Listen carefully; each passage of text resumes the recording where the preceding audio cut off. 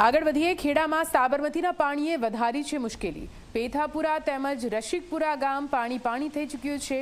ઝી 24 કલાકની ટીમ પથાપુરા ગામે પહોંચી। પથાપુરા ગામમાં સાબરમતીના પાણી ફરી વળ્યા છે। ઘર, ખેતર, રસ્તાઓ જળમગ્ન થઈ ગયા છે।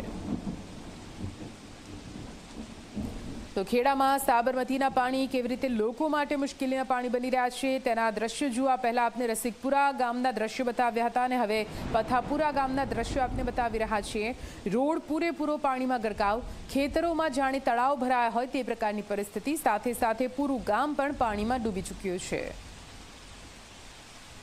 ઉપરવાસમાં ભારે વરસાદના કારણે જે રીતે સાબરમતી નદીમાં લાખો ક્યુસેક પાણી છોડવામાં આવવાના કારણે ખેડા તાલુકાના જે આ પથાપુરા ગામ છે જે રઢુને અડીને આવેલું છે। આપ જોઈ શકો છો કે આ જે પથાપુરાનો મેઇન રસ્તો છે હાલ અત્યારે જે પાણીમાં છે તે ગરકાવ થઈ ગયો છે। આપ જોઈ શકો છો મારી પાસે કે લગભગ ડીચણસામાં પાણી હાલ અત્યારે જે મેઇન રોડ પરથી વહી રહ્યા છે તેને લઈ હાલ અત્યારે જે રસ્તો છે તે બંધ થઈ ગયો છે। પથાપુરા ગામમાં સમગ્ર ગામમાં હાલ અત્યારે સાબરમતીના પાણી ઘૂસી ગયા છે। તેની સાથે જે રસિકપુરા, નાની કલોલી, જે અન્ય જે ગામો આવેલા છે નીચાણવાળા વિસ્તારોમાં ત્યાં સાબરમતી નદીના પાણી ઘૂસી ગયા છે। હજારો હેક્ટરમાં જે શાકભાજી અને ડાંગરની જે ખેતી થાય છે તે પણ નુકસાન થયું છે।